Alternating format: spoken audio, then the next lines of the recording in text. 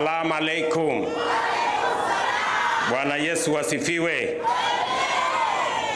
Basi niko hapa kwanza na taarifa kuhusu mkutano huu ambao tumefika hapa leo, alafu nitakuwa na machache ya kusema pale baadaye.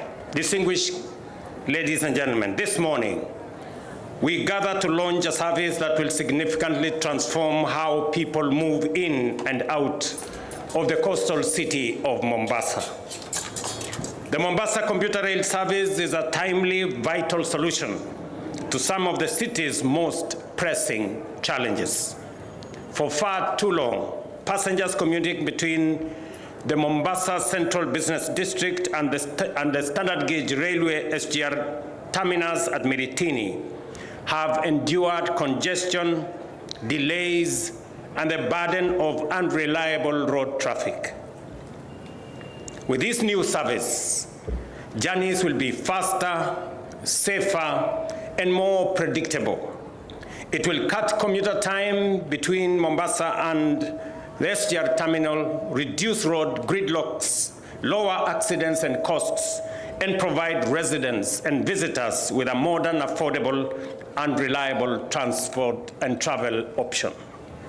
I am aware that the train will stop at Miritini, Changamwe West, Changamwe East, Shimanzi, Mazeras, and Mombasa CBD. By serving these vital routes, the service will decongest the city, enhance productivity, and make daily commuting easier for thousands of people. That is why today's commissioning is a landmark occasion for Mombasa, the coastal city, and the entire nation. Ladies and gentlemen, this event is also of great historical significance. Here at Kilometer Zero, the Kenya-Uganda Railway began nearly 130 years ago. From this very point, the so-called Lunatic Express carried the promise of modernization, trade, and integration into the interior, reaching Kisumu, then known as Port Florence, in 1901, and Kampala in 1931. Today, Kilometer Zero once again makes history as the place where modern Kenya's transport revolution begins again. For the first time since the commissioning of the SGR in 2017, passengers can start their journey in Mombasa town itself, seamlessly connecting to the Madaraka Express and beyond. The rehabilitation of the 13.8-kilometer meter gauge railway from Kilometer Zero to Miritini, together with the construction of the 2.8-kilometer link to the SGR, has finally closed a gap that separated the city of Mombasa and rail. Today, that gap is closed forever. This link matters because it provides the much-needed fast and last-mile connection for commuters, visitors, and tourists. With a daily capacity of up to 5,000 passengers, it will ease pressure on roads and enhance the commuting experience while making the Madaraka Express more accessible and convenient for all. Distinguished guests, efficient, safe, and sustainable transport is the backbone of a strong economy. By shifting more passengers from road to rail, we lower maintenance costs, cut emissions, and make our transport safer. We also strengthen Mombasa's position as a hub for trade and tourism, while reinforcing Kenya's role as the gateway to the East African Continental Free Trade Area, a market of 1.4 billion people. Let us also remember that rail is not only efficient, but it is also safe. With an average of 2.6 million people already using the Madaraka Express each year, this commuter link will boost passenger numbers, improve safety, and save lives by reducing road carnage. In the bigger picture, this project is part of our government's ambitious strategy to expand Kenya's rail network from Naivasha to Malaba through Kisumu and across the Lamu Port South Sudan transport corridor. The ultimate goal is clear: a Kenya and Africa seamlessly connected by safe, efficient, and sustainable rail. Ladies and gentlemen, the commissioning of the Mombasa commuter rail is more than a local convenience. It is a symbol of our past, a solution for our present, and a promise for the future. With this service, Kilometer Zero once again becomes the epicenter of Kenya's journey, not just the starting point of our history, but the launchpad of our modern economic destiny. And let me say this, nikizungumza kwa lugha yetu ya hapa. Kwanza, nataka niwapongeze wananchi na wakazi wa Mombasa. Niseme shukrani nyingi. Shukrani nyingi. Kwa sababu yale mengi tulikubaliana na nyinyi. Kwanza tulisema Mombasa hii itakuwa ni mahali pa kufanyika biashara. My first commitment to the people of Mombasa was that we were going to reverse the decision that has been made to move rail services, to move port services from Mombasa to Nairobi. It was my first act when I got into office to reverse that decision, and today I can confidently say there is greater efficiency, there is increase in numbers in the efficient port of Mombasa. We have moved from 2012, we had the capacity and the numbers that moved through the port. Tulikuwa na TEUs 1.4 million. Today, 3 years later, the TEUs have moved from 1.4 million TEUs to now 2 million TEUs. And that is the reason why we are now expanding the port of Mombasa. I will be back here before the end of the year to start the expansion of the Mombasa port. The government of Kenya has committed another 41 billion shillings to expand the port of Mombasa so that we can make it much more efficient and we can make it bigger and better for those who are using the port of Mombasa. Kwa hivyo, kabla ya mwisho wa mwaka huu, kwa sababu ya yale mambo yameendelea katika port yetu ya Mombasa, mzigo zaidi inazidi kupitia port yetu ya Mombasa. Imeongezeka kutoka TEUs milioni 1.4 mpaka sasa imefika milioni 2. Na ndio sababu hiyo tunarudi hapa kabla ya Disemba kupanua port ya Mombasa. Na serikali ya Kenya tumeweka shilingi bilioni 41 kuipanua port yetu ya Mombasa, vijana wengi zaidi wapate ajira, mizigo nyingi iweze kupita port yetu, na tuwe na efficiency na capacity kubwa ya kusongesha mambo ya biashara katika taifa letu na wale wote wanaotumia port yetu ya Mombasa. Leo basi tumefika hapa kwa sababu wananchi wa Mombasa walituuliza ya kwamba wanatumia pesa nyingi kwenda Miritini pale kwa terminus ya SGR. Mtu anatoka Nairobi anatumia masaa 5 ama 6. Alafu akifika hapa Mombasa terminus anatumia masaa mengine 2 kufika hapa Mombasa mainland. Ndio tukasema tutatengeneza hii section ya kilomita 14, na mimi nafurahi leo ya kwamba sasa itawezekana kwa wana Mombasa, wafanyabiashara, watu wa hapa pamoja na watalii waweze kufika kwa terminus ya SGR na wafike hapa Mombasa mainland bila ya kuhangaishwa na mambo ya traffic. Pia ninyi kama wananchi wa Mombasa mlitueleza ya kwamba ni bei ghali, kama ni matatu 300 400, kama ni taxi ni shilingi 800 1000. Lakini kwa sasa bei ya kutoka hapa CBD kilomita 0 hapa Mombasa mainland mpaka pale terminus ya SGR itatoka hiyo shilingi 300 kwa matatu, shilingi 800 kwa teksi, mpaka shilingi 50. Na mimi pia nataka niwaeleze wana Mombasa ya kwamba mbali na kuunganisha sehemu hii na terminus ya SGR, vile vile nimeeleza waziri na railways waanze sasa kupanga vile tutaunganisha hapa pia na Dongo Kundu. Tuko na kilomita karibu 35, kwa sababu pale Dongo Kundu pia niliwaeleza watu wa Mombasa, tumeongea miaka nenda miaka rudi kuhusu mambo ya special economic zone ya Dongo Kundu.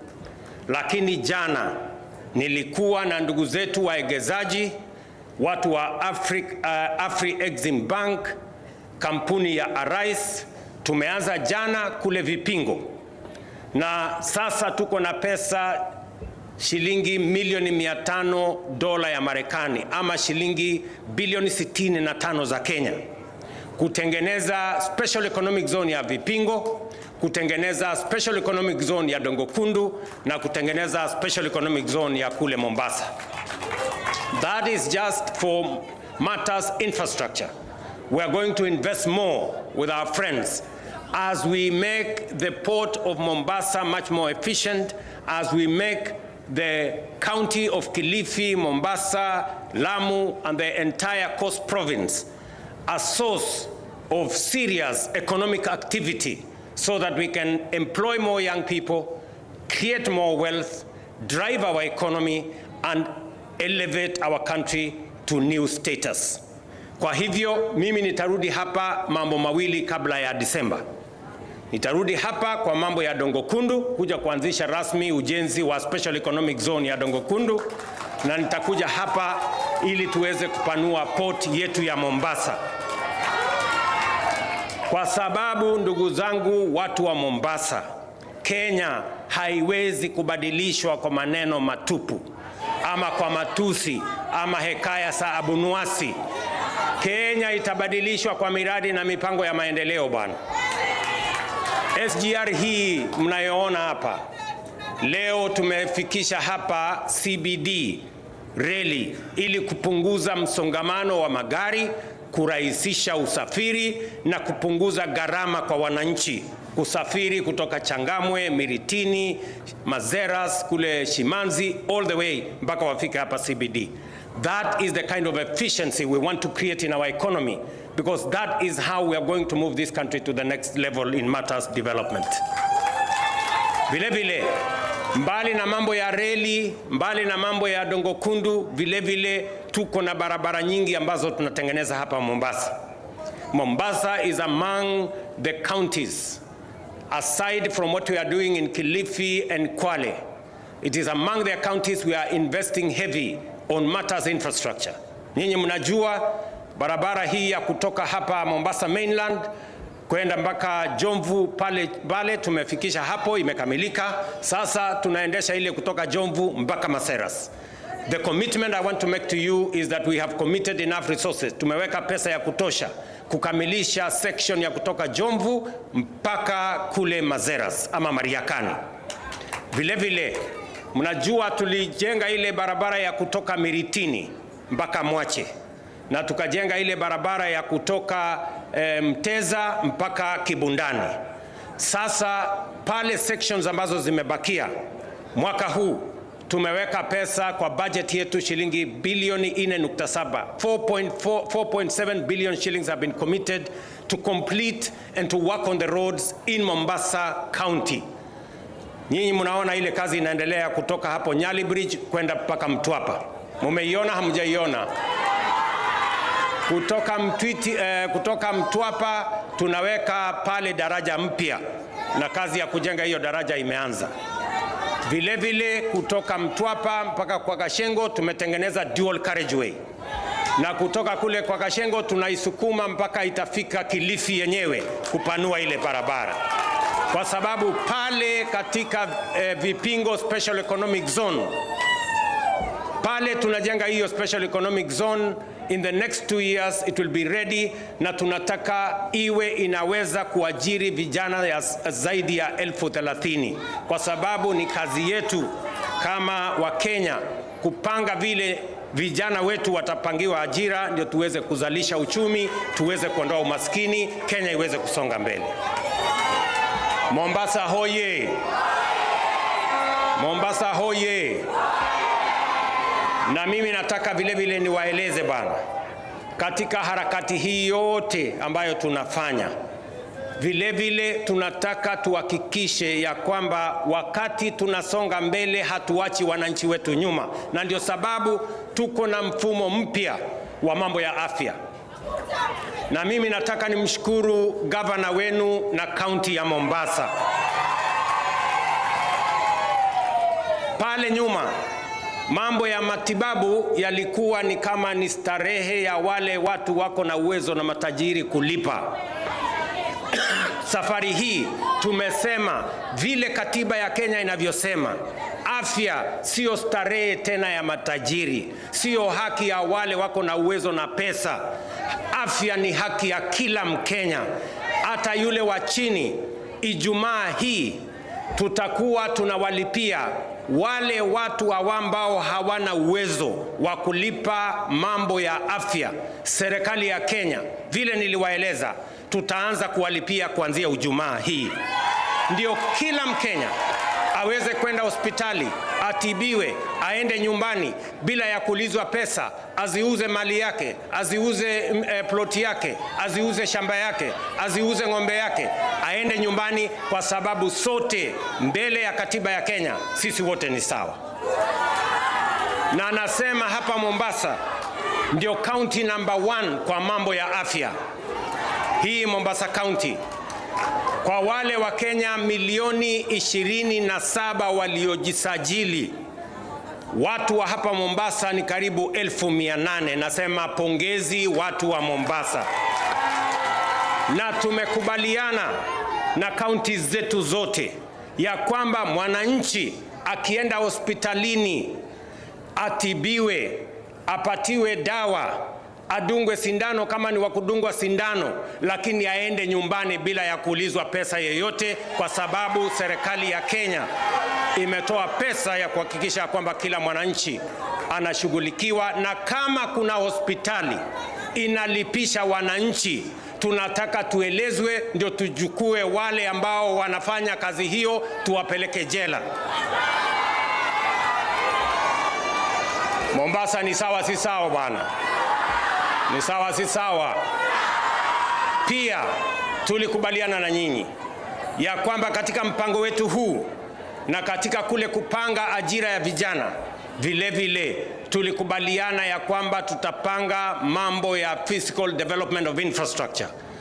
Tujenge affordable housing, tujenge masoko, tujenge hostels, tuhakikisha kwamba tunajenga special economic zones, ndio ajira zaidi ipatikane kwa vijana wetu. Hapa Mombasa tumetumia pesa ya serikali, na katika mipango yetu tuko na shilingi bilioni 24 ya affordable housing, ya markets na ya hostels ya Mombasa County. Na leo mimi naenda kufanya inspection ya some of our projects, the one we are doing. Tunataka kuwatoa wananchi wa taifa letu la Kenya kutoka vitongoji duni, mahali hakuna maji, mahali hakuna stima, barabara hamna, tuwapeleke katika makao ya kisasa, kwa sababu that is the provision of section 43 of the Constitution, makes a demand on the government of Kenya to make sure that citizens are living in decent, habitable conditions and housing. Ndugu zangu watu wa Mombasa hoye! Tunakubaliana? Munasema tuendelee ama tuendelee jameni? Tuendelee. Na ndio sababu tumekubaliana, ndugu watu wa Mombasa, tumekubaliana ya kwamba siasa ya ukabila na chuki na migawanyiko haina nafasi tena katika serikali na katika taifa letu la Kenya. Ndio sababu tumeungana. Tunaelewana? Ndio tumeunganisha tukawa na serikali ya broad based ambayo inawajumuisha Wakenya wote, kwa sababu ya muhimu, sio mashindano ya kisiasa, sio malumbano ya kisiasa, sio mambo ya mirengo. Ya muhimu ni vile tutabadilisha Kenya, tuondoe umaskini, tuzalishe chakula ya kutosha, tufukuze njaa, tuzalishe nafasi za ajira wa vijana wetu wa Kenya, tuzalishe uchumi Kenya, tuondoe umaskini, tuwe na utajiri, Kenya iweze kusonga mbele. Watu wa Mombasa jameni, na wauliza, munasema tuungane ama tutengane bwana? Tuungane, sio? Ndio tuweze kufanya kazi kwa pamoja. Tunaelewana? Na mimi nataka niwaeleze.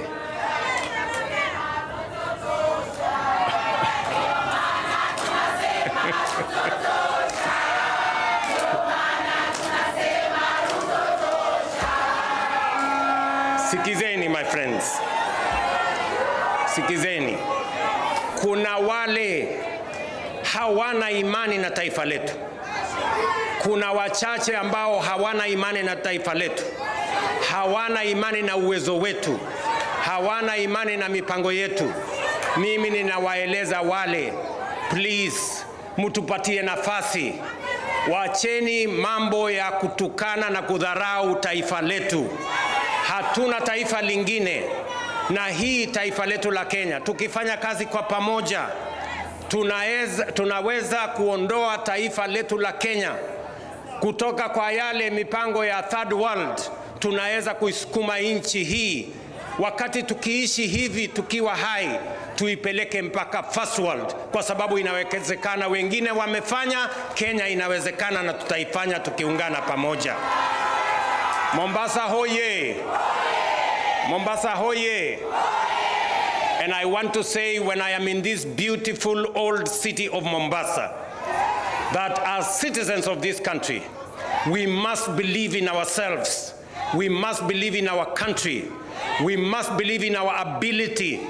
And it is possible for us to move Kenya from where it is, working together, eliminating tribalism, removing division, making sure that we are united. We can lift our country from being a third world country to a first world country in our generation. And that is why I want to say, without fear of any contradiction, that Kenya is going to succeed, and we are going to shame the enemies of our nation, because together we are going to stand united.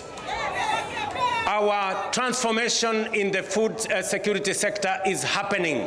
We are growing more food. We have more maize. We have more wheat. We have more sugar. We have more tea. We have more coffee. Our farmers are doing well. We are elevating our infrastructure through roads. We are committing close to 300 billion shillings to do our roads. We are committing resources to elevate our health. We are committing resources in our housing program, locally mobilized resources. And I want to say, I have confidence in the future of this nation. We can do it. When others did it, we can do it as Kenya. And I want to ask every citizen, we can stand together, ignore the naysayers, ignore those who are negative, ignore the people who have no plan, kwa sababu wale ndugu zetu wengine ambao wanatuongelesha panganga na porojo na hekaya za abunwasi, hawana mpango, hawana sera, hawana agenda, hata akili hawana.